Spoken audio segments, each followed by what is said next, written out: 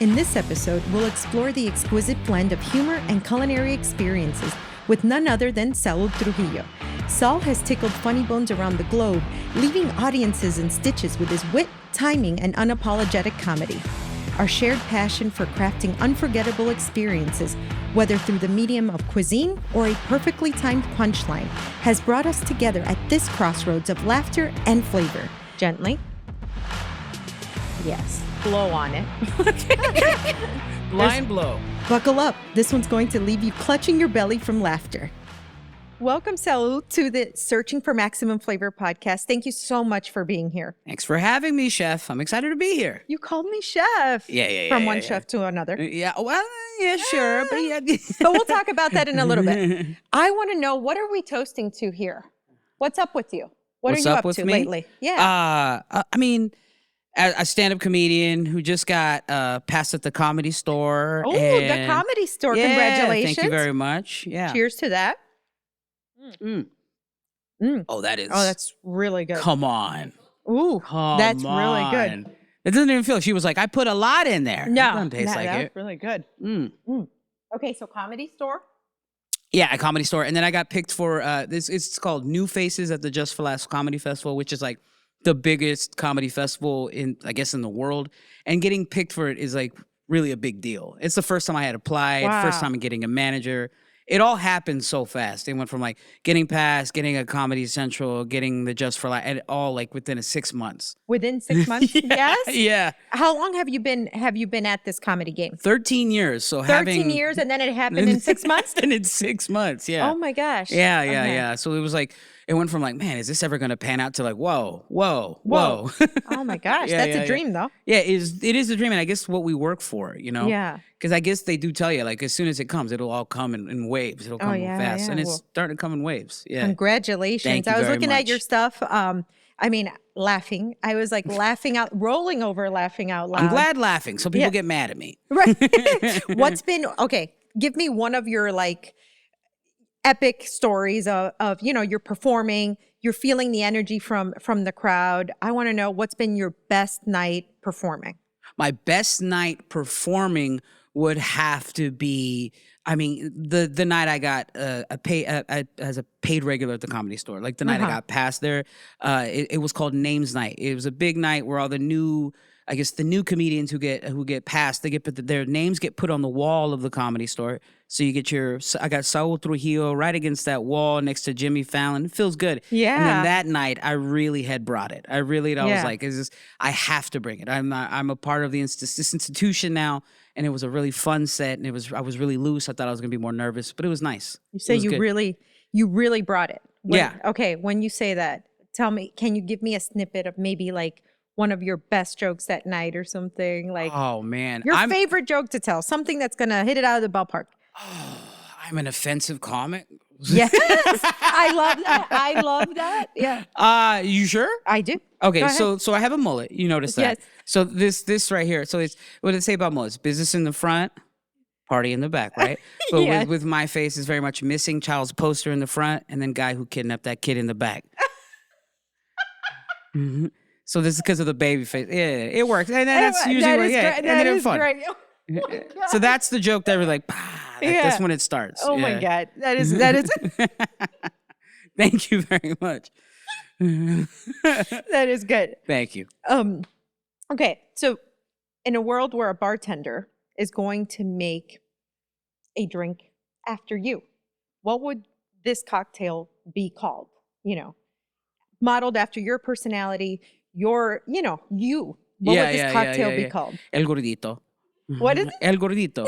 No. The little fat boy. It'd be in a goblet, and it'd be a spicier margarita, A probably. spicier margarita. Yeah. Okay. So El Gordito. My wife calls me guacamole because I'm extra. You know? Oh, okay. Yeah. That stuck. Can you tell me more or less one of the best places? I imagine that comedy has taken you probably all over the world.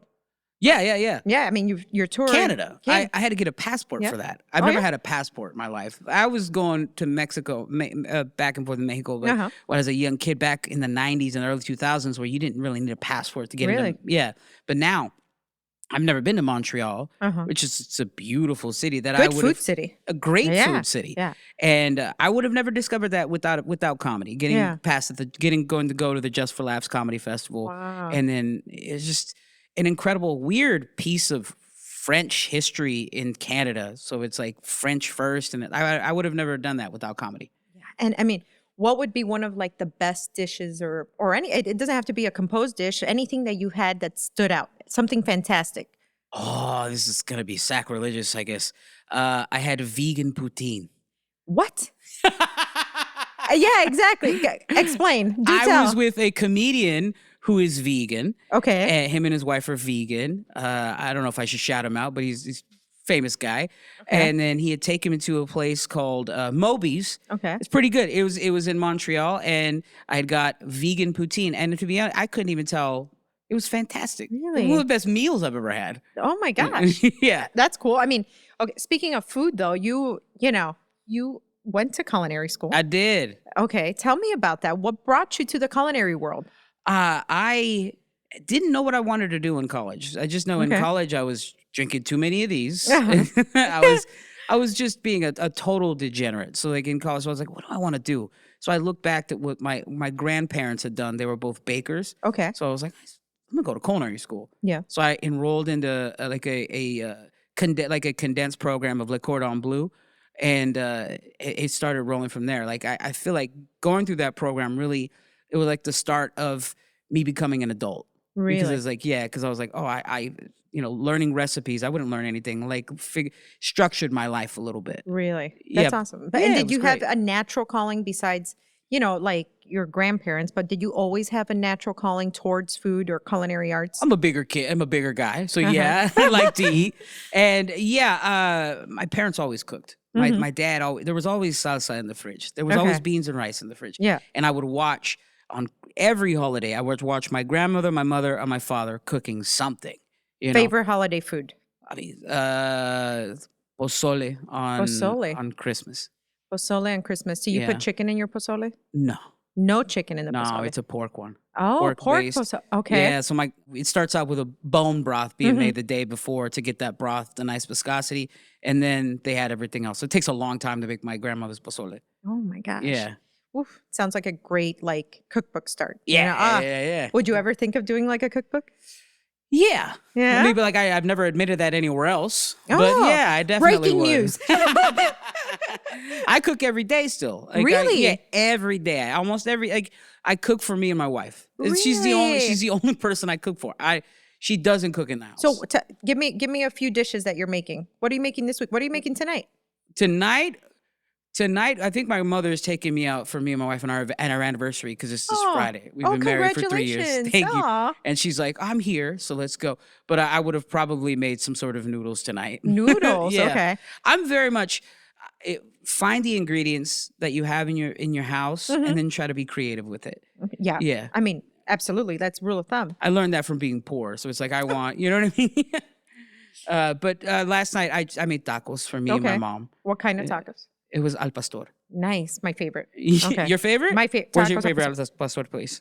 Oh no, I don't have one. You don't have Miami. We don't have great taco places. So, but can you recommend me one here? Angeles on Sunset. Angels Okay. on Sunset. Angels on Sunset. Or in Silver Lake. There's two of them. There's two of them. And where did that shift go? Like, okay, so your culinary school. What got you into comedy? Where was that shift? In culinary school. Oh, really? When Okay. a bunch of like line cooks or guys, they're just like, you're funny. You're funny. You Yeah. should try stand up. You should try stand up. Okay. You're cracking jokes in the kitchen. You Yeah. crack inappropriate jokes, Yeah. and people like it instead Of of course. you getting in trouble. You're like, all right, maybe I should go to culinary. I mean, maybe I should go to comedy, do comedy. You know? Okay. Yeah. And when was like your first show or your first let's say breakthrough, where In- you're like, I'm on the right path. This is what I should be I doing. hate to be cocky, but the first time I ever did it, Oh yeah. yeah, I was Hey. decent from the first time I went Hey. up. Yeah. Okay. Yeah. It was just I had been writing for years hmm in a secret notebook I didn't tell anybody about. Like all the greats. Yeah.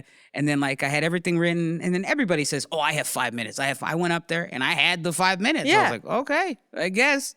Oh, And then it just wow. worked out. And then it just worked. Yeah. Oh, that's amazing. Oh Yeah. my gosh. Okay. Now you're preparing for when's your next show? No. My next show will be Thursday. I'm at the Hollywood Improv. Yeah. Okay. Oh, Okay. Yeah. So Thursday, what are you doing to prepare for this show? I wish it was more ritualistic. How some comics like I shadow box or I meditate. I'm looking at Instagram reels. Okay. You know? You're making tacos the night before. I'll barely make my set. Like I'm here, and then like it's to a point where I know it so well where I'll be late to a show. Like I'm almost there. I'll park the car. I'll run to my car. And then they'll see me. They're like, you're next. I'll run right onto the stage, out of breath, and then You're just natural. get into my set. You're Yeah. natural. Yeah. Oh my gosh. Okay. So any advice for like anybody that wants to follow in your footsteps? Yeah, like anything, time.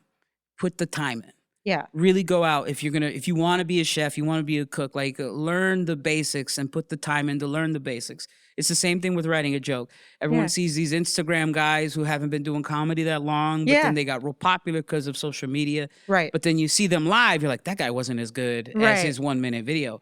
It's because you got to put the time in. Yeah. You want to be a good chef, you want to be a good comic, you want to be anything. Put the time. It takes a long time. Like how long have you been cooking? Oof. There you go. Oh my God. You can't even like, you know what I'm like saying? So it's close like to 20 years now. there you go. Yeah. You put the time in to get to the status that you're in. So like the time. The time. It's a marathon, not a sprint. Yeah, that's true. Yeah. So you're performing, you're up there. I want to hear about the best night of your life also.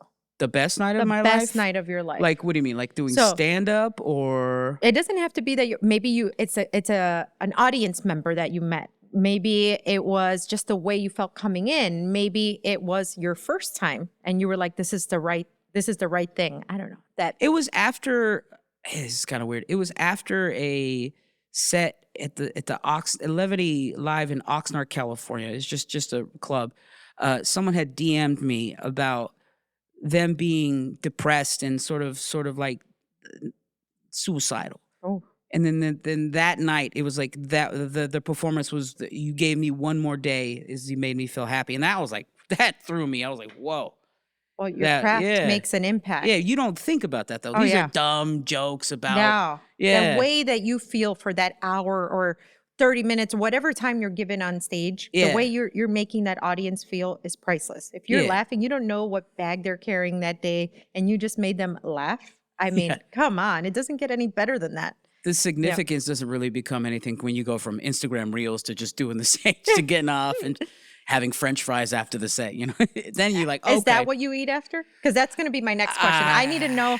Okay, you're celebrating. You had this great set. What are we eating? What are we doing after? If it's just me, I'm pretty simple. But if I'm a social guy. Mm-hmm. I like to go out, eat out, good food in a social setting. Yeah. But if it's just me, burger and fries. You know what I mean? If it's just myself, but I like if it was like a group of people, I was like, man, let's go get sushi. Let's go get ramen. Let's go get something, you know? Even better, something to share. Oh. I like going to Thai food and getting like several different things and everybody, splits the plate. Those up. are pretty adventurous palates there. I live in Thai town right now and I'm obsessed with it. Oh, I'm obsessed with Thai food. I love Thai food. I'm obsessed with it. Oh my gosh. It's my new thing. Because eating frijoles and rice your whole life, you don't really venture out as much. But then you start move to LA, you're like, oh, Thai food, Korean food. This is crazy. This is great. Yeah. How adventurous would you say you are from a 1 to 10? Okay. How open are you to trying new things? 1 to 10. You're a 10? I'm 10. Yeah. Okay. So are you ready to go on a little adventure with me? Yeah, let's go. So now it's time for when I take you on this little culinary adventure where we're going to suppress the sense of sight in order to heighten all the other senses. Okay. Okay.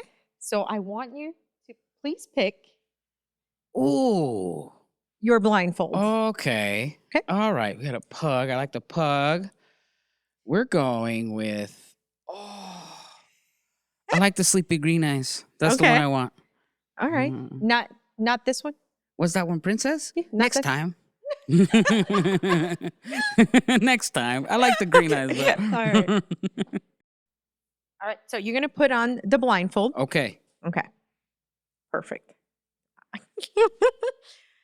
All right. That's spectacular. All right. All right. So when you're blindfolded, what happens is your sense of smell, your sense of sound, touch, and ultimately taste become extra sensitive. They become heightened. Okay. So I'm going to guide you through this entire experience. So as this dish comes before you, step number 1 is going to be to place your hands on the table right in front of you. I'm going to guide you. Okay. You're going to smell it.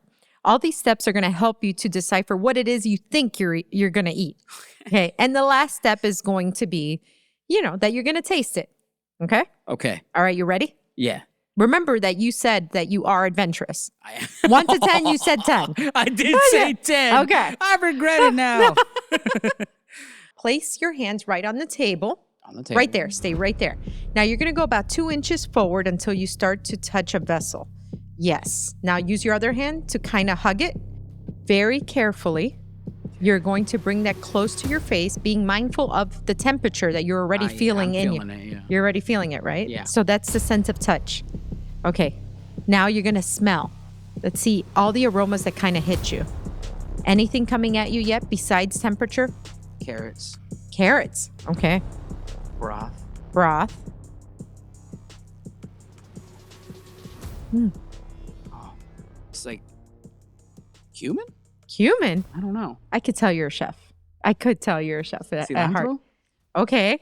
So now you're going to place that right back to where you picked it up from. Right. Perfect. Okay. Now with your right hand, you're going to place your hand again. Okay. Now 1 inch. There you go. You're going to touch that right there. Exactly. That's a spoon. Okay. Now you're going to use your left hand to grip the vessel. So you kind of have a point of reference where you're going. Okay. You're going to kind of take a spoonful of what's in there gently. Yes. And you're going to mindful of the temperature. There's a whole lot of steam here. Oh, no. You might want to blow on it. Blind blow. All right. There's a joke in there somewhere. Wow. Okay. Is that good? I don't know. Is it? You're the blind blow expert. Okay. Do I try it? Yeah. That's it. All right. Okay. What do you taste? Chicken. Okay. Chicken. Okay. Carrots. Cilantro. Anything familiar, like recipe-wise, flavor? Yeah. It reminds me of chicken soup. Oh, okay. Okay, place the bowl down. Now I want you to notice how, without taking your blindfold off, you were able to follow these directions. You were able to bring everything towards your face, towards your mouth in the proper distances. You didn't spill anything. And that's partly due to muscle memory. So a lot of people think, oh, we're blindfolded, we're going to spill everything. And no, actually, we know exactly what to do. We know all of our lives, the distance from our hand to, from a table to our mouth. We know what to do. Isn't that incredible that you're blindfolded and you knew exactly what to do? That's amazing. With no mistakes. All right. So now I want you to take off your blindfold. And yes, you are having a chicken soup. That's what I figured. Yes. It was the cilantro. I'm going right back for it. Please. So, we learned that you loved chicken soup growing up. Caldo de pollo. So good. Right? And so we try to make one, with a ton of flavor. Yeah. And it's a really good one. Oh, well, thank you. It's a really, really good one. Thank you. Thank you. So good. What were the first things? You said carrot was the first thing. Carrot was the first thing. But when you put it into your mouth, you said chicken. Yeah. Okay. Anything interesting that you learned in this little exercise? That I guess the aromatics come out first, as far as smell goes. Yes. But the texture of the chicken hit my tongue immediately. Immediately. The stewed chicken. So I was like, chicken right away. So texture, first aromatics, but when it actually hits your palate, it's texture first. It was texture first. Okay. Yeah, so me. not temperature. Not temperature. Okay. Very cool. I'm one of guys, like my wife will go, please don't put that in your mouth. It's too hot. And I go, I'll be the, yeah. I'll be the judge of that. And then it's lava in my mouth. I could tell you weren't afraid because if you only saw all the smoke that was, you were getting a facial. And I'm like, he's going, oh, yep, he's going for it. He's going for it. When you blind blow, you normally get facials.